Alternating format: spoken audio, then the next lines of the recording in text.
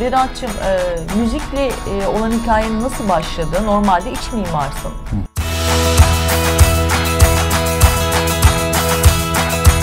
Geçmişteki pişmanlıklarımız, geleceği düşünüp gelecekteki beklentilerimiz bizi aslında şu anı, bugünü yaşamayı kaçırıyor.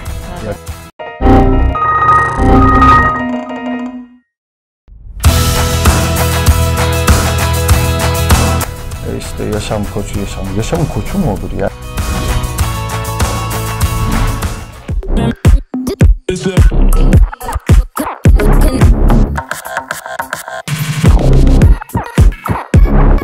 Merhaba arkadaşlar, nasılsınız? Beni sorarsanız her zaman söylediğim gibi bomba gibiyim. Bugün Vedat Toz Yılmaz'la birlikteyiz. Kendisinin iki mesleği var arkadaşlar. Bilenler bilir. İkisi hakkında da konuşacağız. Ama öncelikle tabii ki müzisyenliği, şarkıcılığı, sanatçılığı. Vedat, nasılsın? Teşekkür ederim. Hoş geldiniz evimize, şeref verdiniz. Benim de evim burası. Sen de hoş geldin, geç geldin. Niye geç kaldın bakayım? Niye geç kaldım?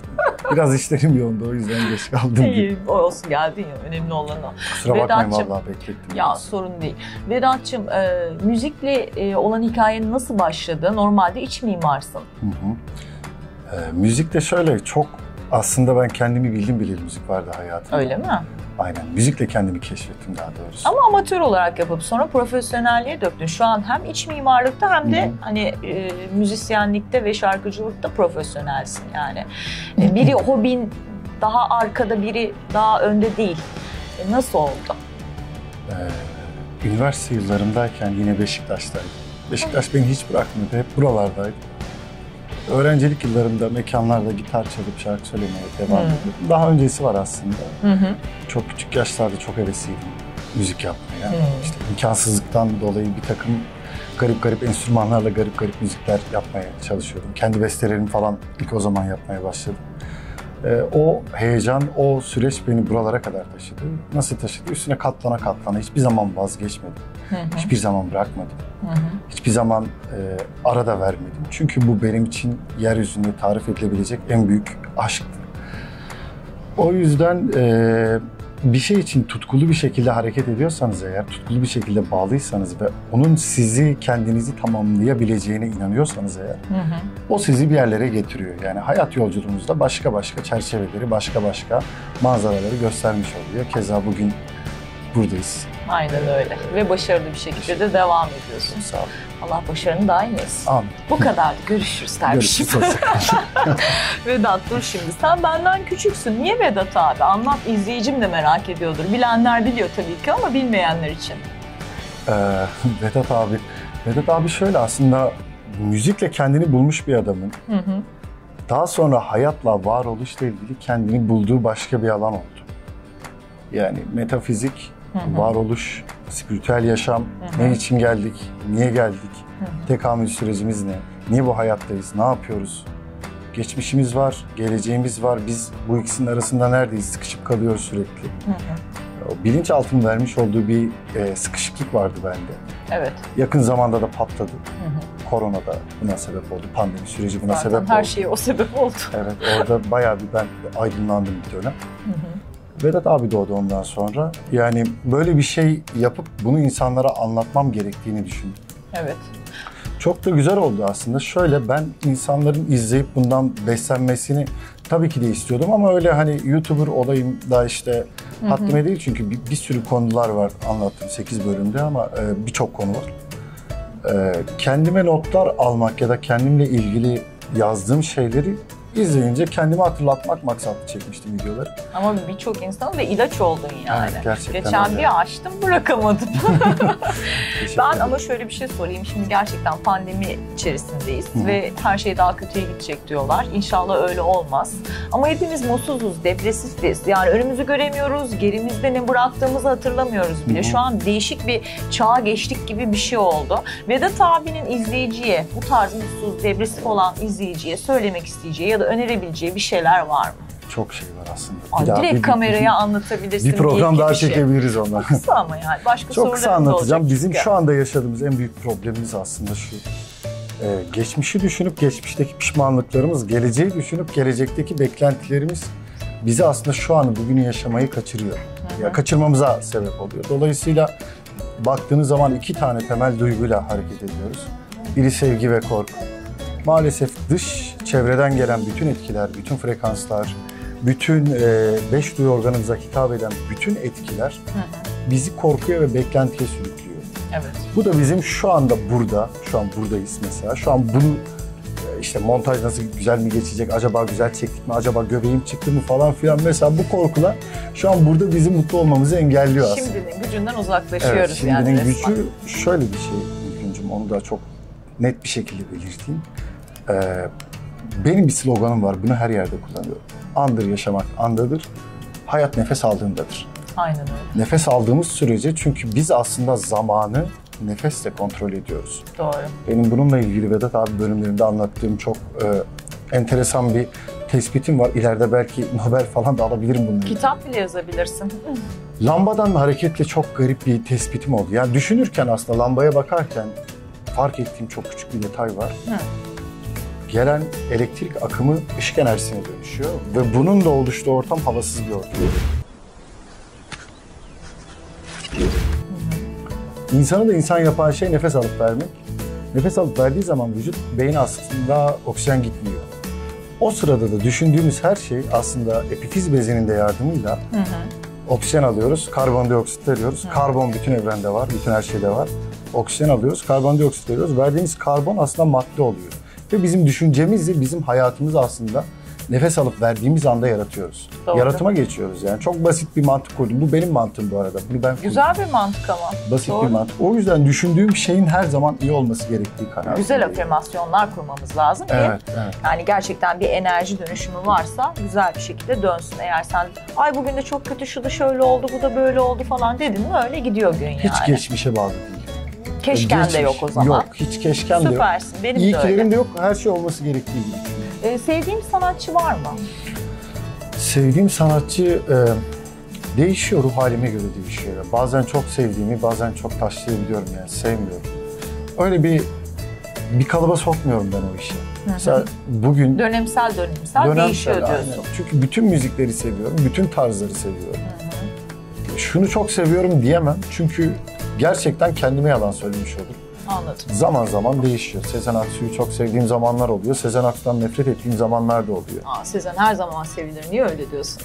Yani değişiyor o anki. Sezen eğer bana geçmişimle ilgili çok iyi tecrübe etmediğim bir anıyı hatırlatmışsa benim en büyük düşmanım oluyor. Ya da mesela o sırada yaşadığım çok iyi bir anıyı benimle birlikte frekanssal olarak yaşatıyorsa Sezen benim için çok iyi oluyor. Ahmet Kaya'yı seviyor musun? Çok seviyorum. Çok da güzel seslendiriyorsun Hepsini parçalarını. çok seviyorum bu arada. Acımasız olma şimdi bu kadar. Dün gibi çekip gitme. Bırak da olanayım ayaklarına. Kum gibi ezip geçme. Evet, biraz herhalde yetiştirilme, daha doğrusu doğduğum, büyüdüğüm ortamın vermiş olduğu özgün müzik şeyi vardı bizim yetiştiğimiz dönemlerde. Nerede dünyaya geldi? Ben Muş Bulanıklı oldum. Hadi ya Muşlusun. Evet, Muşluyum. Vay Muşlusun ya. Muş'ta doğdum, üniversitede İyi ki de geldim doğmuşsun İstanbul'a. ama. Teşekkür ederim. Süpersin. Oradan İstanbul'a üniversite okumaya gelince kaldık burada. Bir daha da dönemedim. Sahnede komik bir anın var mı? Sahnede mi? Sahnede tabii komik bir anım var. Çok yakın zamanda oldu. Daha Anlatsana. komikleri var da en komiği bu. Şimdi birazdan gelecek bırakacağım. Yani ara vermek üzere, hatta ara verdik gibi. Bir tane hanımefendi şurada dururken ara verdiğimiz için işte orada bekliyoruz. Geldi Burakcan'a şöyle bir şeyden bahsetti. Dedi ki Galata'da bir meyhane çalar mısınız diye. Burakcan da anlamayıp kime diye sordu. O da dedi ki Halil Sezai diye. Sonra Burakcan bana döndü dedi ki Vedat'cığım iş var dedi. Halil Sezai'ye gideceğim dedi. Artık seni satıyorum dedi. Allah Allah nasıl olur? İşte az önce bir hanımefendi geldi. Böyle Galata'da bir meyhanede Halil Sezai'ye çalar mısınız diye. Ömer abiyle bir göz göze geldik falan. Ömer abi bir uyardı Burakcan'a. Allah Allah bir şey olmasın mı diye. Sonra tekrar hanımefendi gelince dedi ki ya pardon Burakcan sordu hanımefendi. Dedi ki ya bir iletişim falan alalım diye. hayırdır ne için iletişim dedi. Hani Galata'da bir meyhanede çalacağız dediniz ya dedi. Yok dedi, ben şarkı istiyorum dedi. Galata'da meyhanede diye bir şarkısı var Sibel Can'la Ali Sezai'nin.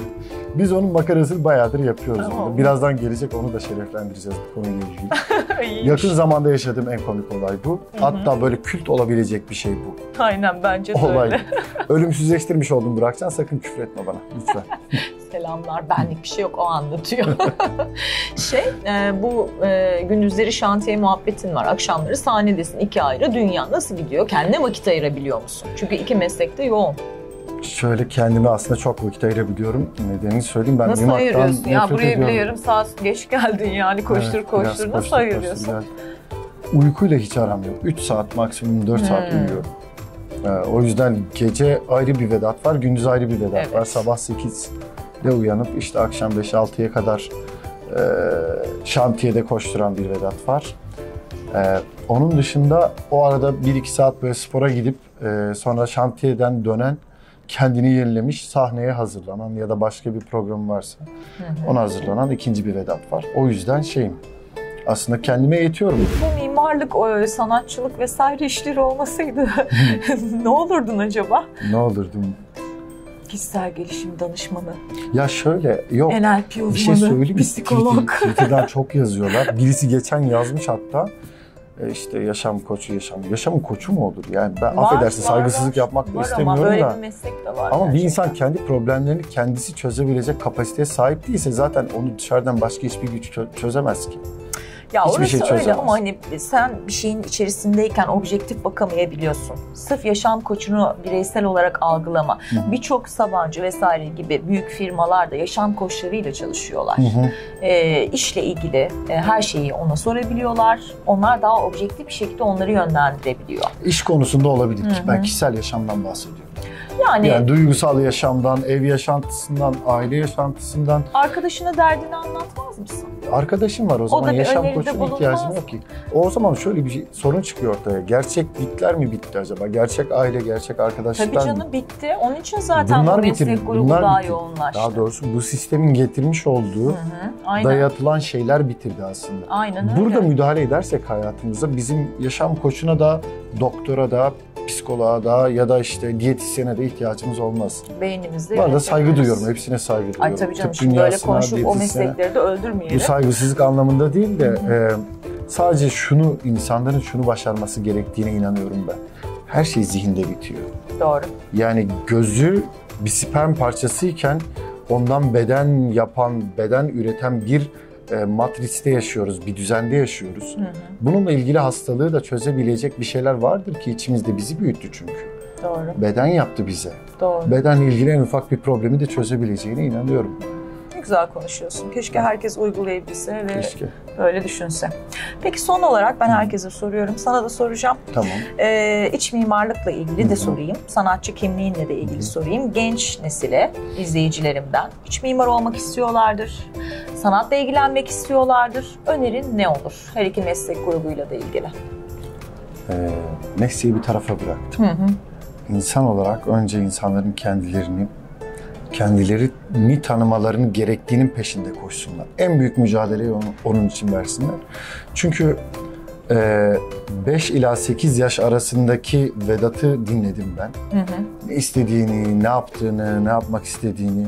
O çocuğu alıp büyütüyorum ben. Şu an karşımda da onun büyütülmüş hali var. Herkes kendi içindeki çocuğu alıp büyütürse meslek falan inanın hiç önemli değil. Önemli olan sevdiği şey insanların yapması. Şu anın içerisinde neyi seviyorsa onu yapması. Bunu başarabilirlerse zaten mesleklerde, tercihlerde, kariyerde her şey peşine gelecektir. Zaten başarı olarak görmeyecektir bunu. Bir adım olarak görecektir. Bir sonraki adım için mücadele edecektir. Çünkü kendini tamamlamaya çalışıyor. Gönül insanı ya. Evet. Nasihatleri de ona göre canım benim. Ya. Peki çok teşekkür ediyorum. Ben Sana teşekkür şimdiden iyi ederim. sahneler. Çok teşekkür ederim. Çok sağ olun. Arkadaşlar bu videoyu beğendiyseniz beni beğenmeyi, abone olmayı, yandaki zil butonuna basmayı unutmayın. Sizi seviyorum. Bir başka videoda görüşmek üzere diyoruz. Hoşçakalın.